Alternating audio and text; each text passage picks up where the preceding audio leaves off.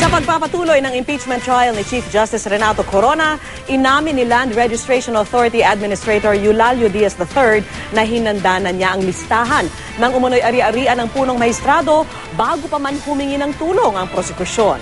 Sinabon din si Diaz dahil di man lang daw niya binusisi ang mga titulo bago inilabas ang listahan.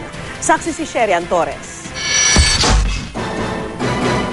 Base sa dokumento ng Land Registration Authority, ang umaabot ng 45 properties na nakikita sa iba't ibang lugar dito sa Metro Manila na nasa pangalan ni Chief Justice Corona at ng kanyang pamilya.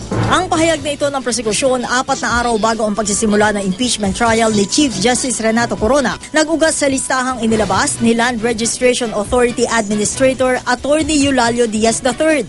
Sa pagtatanong ni Senadora Miriam Defensor Santiago, lumabas na si Diaz na minsang naging kaklase ni Pangulong Noynoy Aquino sa elementarya, nag-volunteer din sa senatorial at presidential campaign ni Aquino.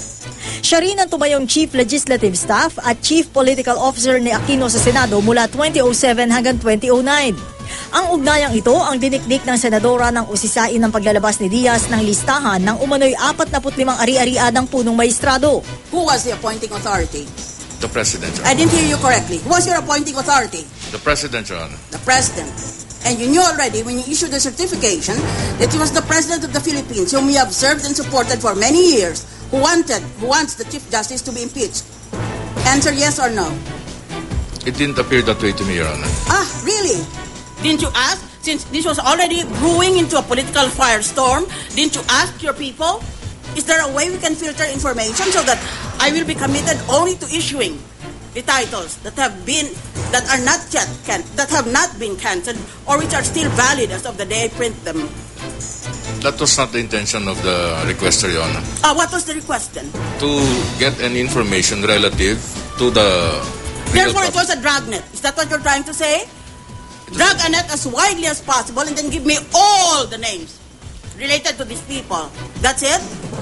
I think that was the intention, Your Honor, for them to do a study. Depensa ni Diaz sa pinagawa niyang computer search para sa umano'y Corona properties, first time daw niyang magpa-search sa database gamit ang pangalan at hindi ang titulo na siya nakasanayan.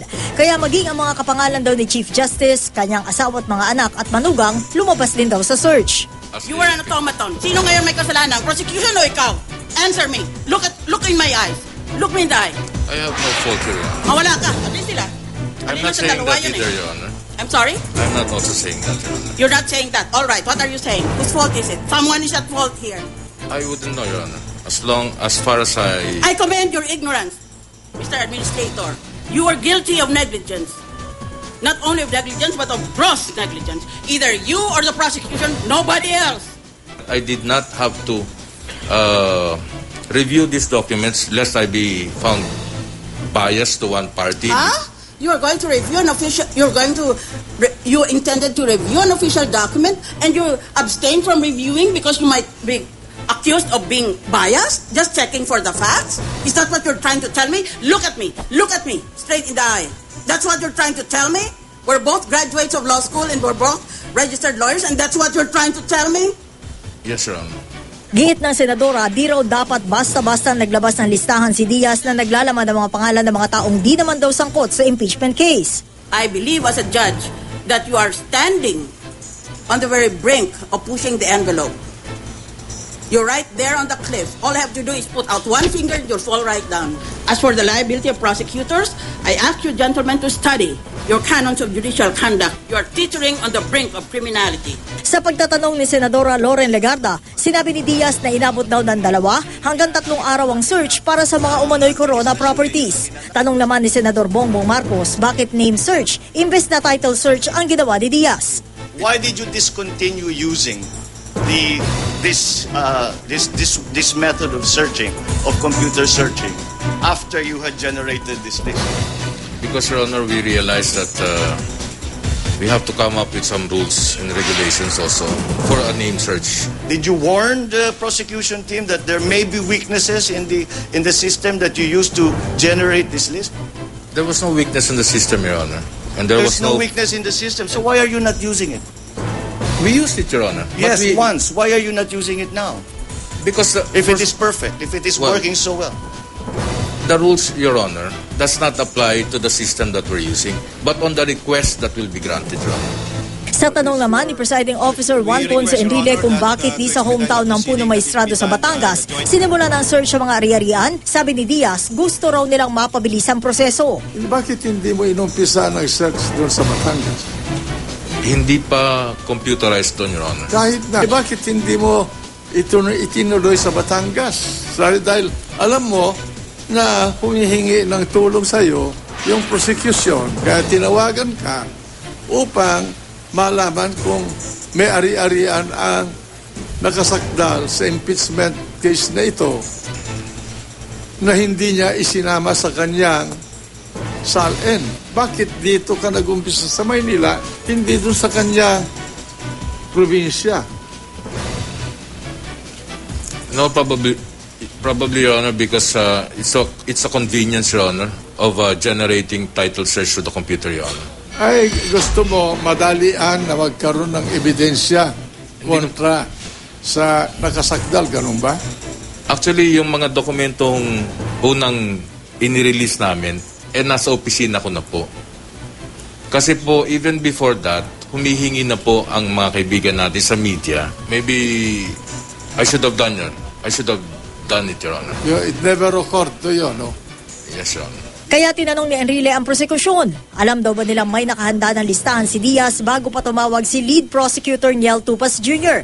para manghingi ng talaan ng umano'y Corona properties? No, Your Honor. No, you did not. No, because if I may explain, as was stated earlier, we already have the various documents referring to different properties allegedly owned by the Chief Justice. You have already evidence of some of the properties. Yes, we already have at that time, but we wanted to confirm if there are, number one, confirm, and number two, we wanted to know whether there are other You have already properties. Alam mo, kompanyero, medyo malabo itong istorya natin eh. Kaya hindi ka panipaniwala. Kaya yun ang dahilan kung bakit nagtataka yung mga kasama kung mga hukom dito, mga senador, sa iyong testimonya sa amin. Kaya ipaliwanag mo lamang para sa ganon, maklaro yan. Yes, Your Honor. Dahil may kaugnayan dyan, yan sa kredibilidad ng iyong deklarasyon dito. Yes, Your Honor. Hindi ka paniniwalaan eh. Pag ganyan. Sa paglilitis kanina, sinikap din plansyahin kung ano-ano pa bang ari-arian ni Corona ang dapat talakayin. Sa 45 properties kasi na nakalagay sa listahan na inilabas ni Diaz, ayon sa depensa, 17 sa mga titulong ito ang kanselado na. Sang-ayon ng prosekusyon, maliban sa isang titulo, ang Ayala Heights property daw na dapat idineklara noon pa dahil 2010 lang ito na ibenta. Sa mga nalalabing titulo, 12 naman ang hindi nakapangalan sa mag-asawang Renato at Cristina Corona. Ang prosekusyon may reservation daw sa 4 sa mga titulong ito na nakapangalan sa mga anak na sina Charina, Carla Corona Castillo at manugang na si Constantino Castillo III. Para sa depensa, ang balanse ay 16 na titulo, habang 21 naman ang nais na maipapaliwanag ng prosekusyon. Sa 16 na titulong tinutukoy ng depensa, 5 raw sa mga property ay inaako ng punong maestrado. Kabilang ang Bellagio Condo, Bonifacio Ridge Property, The Columns Condo, Burgundy Condo, at Saverville Property na ayon sa prosekusyon ay 2 raw ang titulo.